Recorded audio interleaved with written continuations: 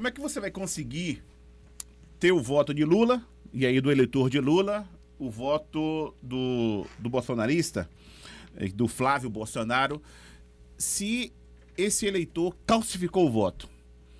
Se o Flávio atropelar uma velhinha na rua e matar uma velhinha na rua, foi a velhinha petista que se jogou na frente do carro para atrapalhar a vida de Flávio Bolsonaro. Se aconteceu o fato com Lula, é igual.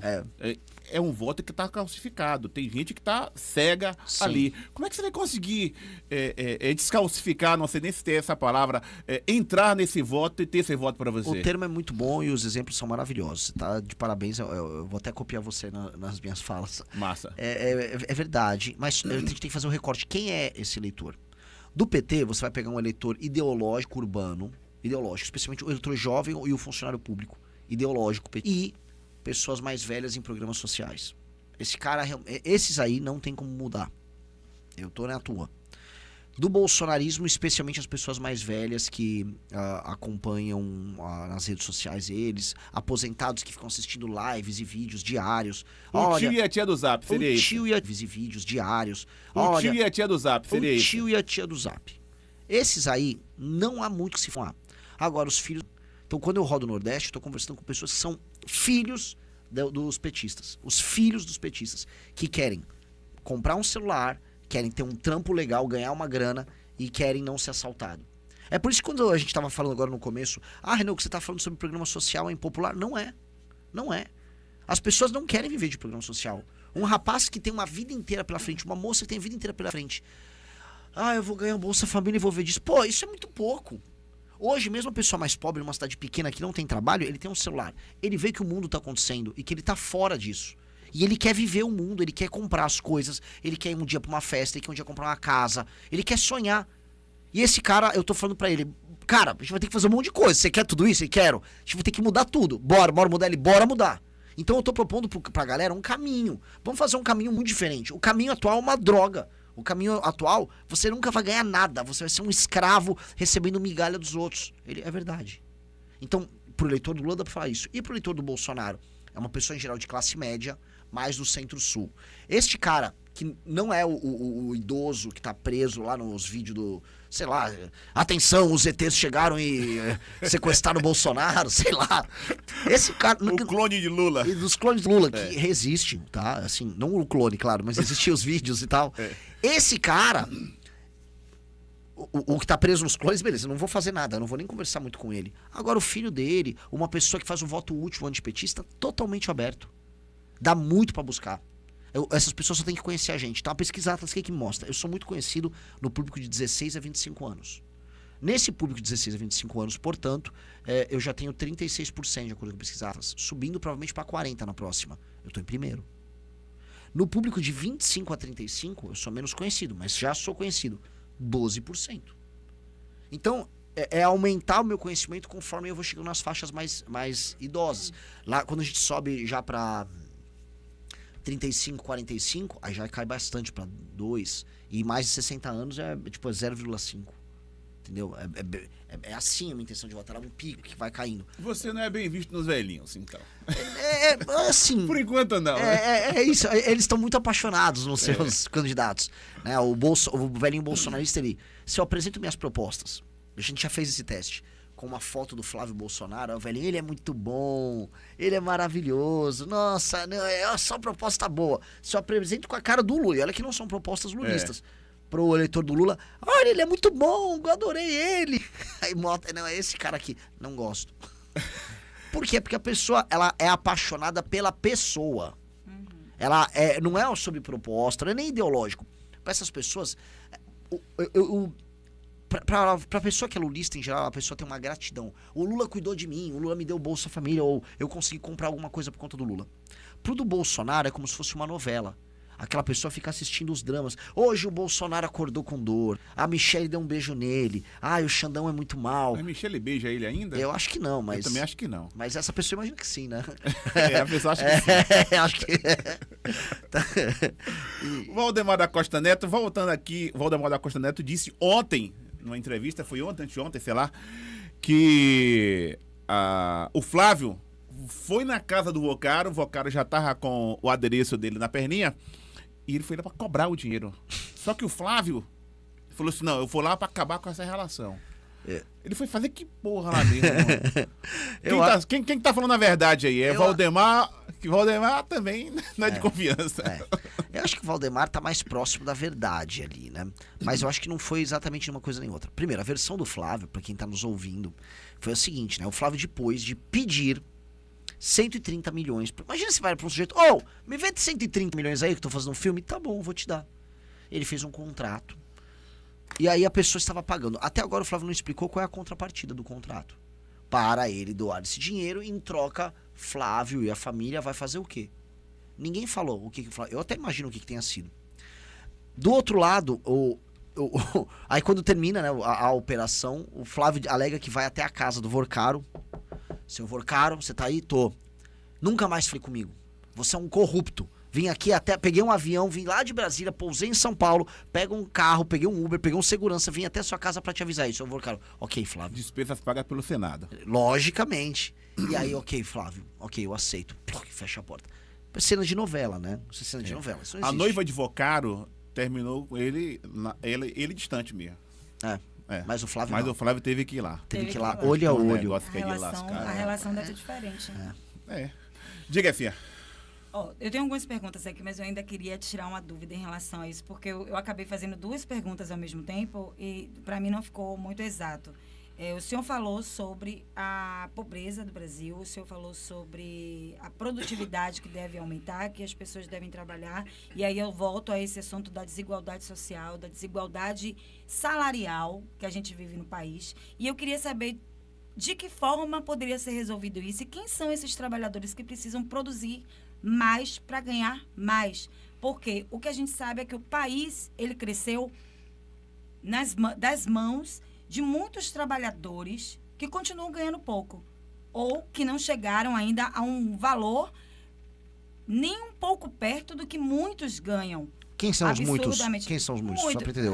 Aí eu vou ser um pouco, vou generalizar um pouco. Vou até para a própria política.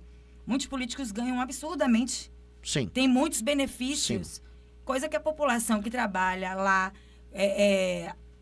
6 por 1, que não tem 2 dias de folga numa semana para passar com a sua família, não consegue viajar, fica lá contando dinheiro muitas vezes para chegar no final do ano e fazer viajar nas férias e não consegue. E esses políticos muitas vezes vivem fora do Brasil, passeando. Perfeito. Então eu quero saber qual é o tipo de trabalhador que você acha que tem que trabalhar mais. Todo mundo. Porque todo mundo. Todo mundo. Eu vou começar aqui. Eu vou desenhar o problema brasileiro aqui pra você. Primeira coisa, quando eu falo que tem gente que ganha sem merecer, eu vou pegar o alto funcionalismo no Brasil. Vou pegar, por exemplo, o judiciário. O judiciário brasileiro, em termos absolutos, ganha mais do que o judiciário alemão. Você ser um juiz no Brasil, você ganha um salário mais alto que um juiz na Alemanha. E eu não tô falando proporcionalmente, estou falando em termos absolutos. Ou seja, é uma mamata. O alto funcionalismo brasileiro, ele custa muito e ele é cheio de privilégios e a produtividade dele é baixa. Estou falando do alto funcionalismo público brasileiro. E tem um problema grave aí, porque essas pessoas estão se apropriando, e eu estou falando aqui um termo bonitinho para dizer roubando o Brasil que trabalha e produz. Tira então esse setor público. Isso aqui é problemático, isso aqui a gente vai ter que mexer. Vamos para o setor privado. Uma pessoa que ganha mais, que trabalha, um cara que é um empresário, um cara que é um médico, essa pessoa não tem culpa da desigualdade social. Essa pessoa é produtiva. A hora de trabalho dela, por conta da qualificação dela, por conta da região onde ela trabalha, por conta do arranjo econômico que ela faz parte, aquela pessoa vai ganhar mais, porque o trabalho dela encontrará, vamos dizer, demanda naquela sociedade. O que ela está entregando vai encontrar demanda. Isso é natural em qualquer lugar. Uma sociedade que fica mais rica, todo mundo em toda a cadeia acaba ganhando mais, entendeu? Eu vou dar um exemplo. Na Alemanha, vamos supor que você é uma cabeleireira. Você tem a mesma técnica para cortar cabelo do que uma cabeleireira na Alemanha. Vocês cortam o mesmo cabelo com a mesma qualidade, vocês fazem o mesmo trabalho no mesmo período de tempo. Ou seja, a sua capacidade individual produtiva é alta. Só que uma cabeleireira na Alemanha vai ganhar muito mais do que você.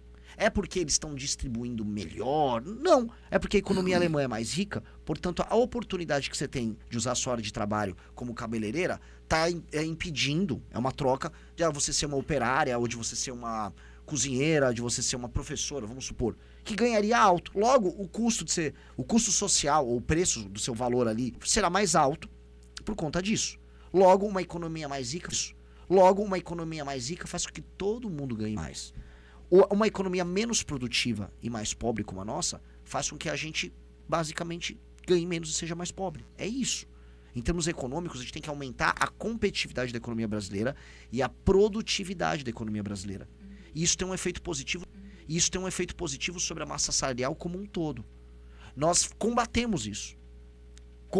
Nós impedimos a nossa economia de funcionar. Nossos impostos são muito altos. Nossos juros são muito altos.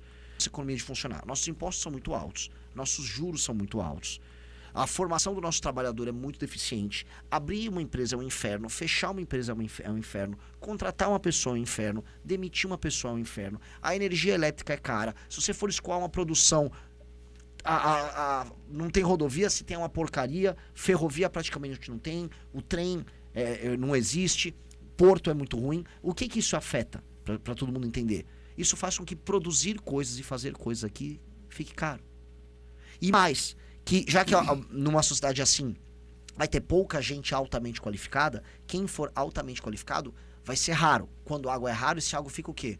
Mais caro. Quando fica mais caro, algumas pessoas vão ganhar muito, outras pessoas vão ganhar muito pouco. Por conta disso, isso gera desigualdade. Então, quando a gente forma melhor as pessoas, como a gente facilita a geração de empresas, quando a gente facilita a circulação de mercadorias, ideias, produtos e serviços, a economia consegue fazer com que o todo cresça. Que é isso que o presidente tem que fazer acontecer.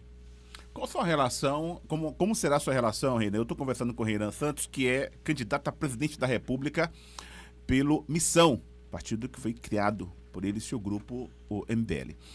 Como será a sua relação com o Supremo?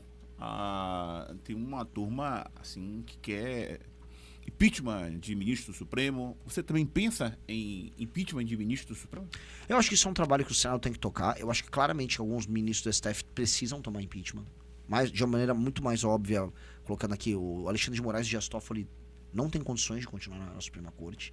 A participação deles no escândalo do Banco Master, ela é óbvia, ela é clara. Agora, eu, institucionalmente como presidente da República, não vou entrar arrumando assim, virei presidente, quero arrumar um monte de briga com o STF. Eu quero cumprir meu plano de governo. Se o STF se colocar no caminho, aí vai ser meu problema. Eu não estou ali indo arrumar briga. Também não estou ali para ser leniente com o crime de ninguém. Mas eu tenho um programa, a gente precisa resolver o Brasil. Eu preciso responder a pergunta dela, do ponto de vista da presidência da República. Eu preciso fazer as pessoas realmente ganharem mais dinheiro e matar bandido para as pessoas ficarem seguras na rua. E se o STF me atrapalhar, aí eu vou ter uma guerra com o STF. Agora é uma estupidez o STF diante de um presidente novo que não tem rabo preso, não tem escândalo de corrupção nas costas, vir querer arrumar problema. Pra quê? Seria muito estúpido a parte. Hoje, ainda mais que eles estão com moral nenhuma. O problema do Alexandre de Moraes seria apenas o Banco Master, o envolvimento da família, da esposa, ou você vê alguma coisa antes? Por exemplo, o julgamento do Bolsonaro, você vê aí absurdos? Sim. O Alexandre de Moraes, ele extrapolou as prerrogativas dele. O inquérito das fake news fez com que ele concentrasse poder. E essa concentração de poder que ele teve nas mãos dele, ele não fez de maneira virtuosa. A gente pega aquelas pessoas do dia 8 de janeiro. Essa é uma discussão filosófica até interessante. Elas cometeram ou não cometeram crimes? Eu acho que todo mundo aqui vai concordar que eles cometeram crimes. Sim. As pessoas invadiram prédios públicos. As pessoas depredaram prédios públicos. Mas eles eles não estavam armados. Não interessa. Se eu entrar num palácio de governo lá nos Estados Unidos e quebrar tudo, eu vou morrer. Se eu entrar num palácio de governo lá na Inglaterra, eu vou morrer. Se isso na China, eu vou morrer. Ali, pelo menos, as pessoas não morreram. Fizeram isso no Capitólio, você sabe disso. Fizeram, né? e teve gente que morreu. Teve troca de tiro, teve gente que morreu ali. Na troca de tiro, naquele momento. Na troca de tiro no momento, e teve pessoas que estão presas e pegaram condenações de décadas. Teve gente que perdeu a vida, destruiu a própria vida. Nessa maluquice de invadir o Capitólio, como aconteceu. Então, sim, tem que ter penas para isso. Agora, como foi o julgamento? Aí vem a questão formal. Essas pessoas tiveram, vamos dizer, audiências coletivas. Isso acontece em regime de exceção. Essas pessoas não tiveram direito à ampla defesa. Essas pessoas tiveram penas acima do normal. Portanto, a forma como elas foram julgadas desqualificou o conteúdo que foi gerado por isso, que é uma prisão hoje vista por muitas pessoas como draconiana, num modelo em que o Estado, vamos dizer, o direito de defesa foi mitigado. A ideia do dosimetria o legislativo vai lá, isso aqui tudo tá uma banana, uma marmelada. Vamos fazer o seguinte, vai ter pena, mas as penas serão menores, dado que o comportamento do ministro do STF foi errado nisso. Essa é a questão. E aí isso gerou um problema, porque ele não quer ceder em nada, nem na dosimetria. Ele é um ditadorzinho no comportamento dele mesmo, uma coisa muito autoritária. E aí, né, ele fica numa posição política muito ruim, porque ele começou a gerar danos para a nação como um todo, e ainda por cima se envolve em um escândalo de corrupção. Aí a coisa estoura, né? Aí o cara gabarita nos erros.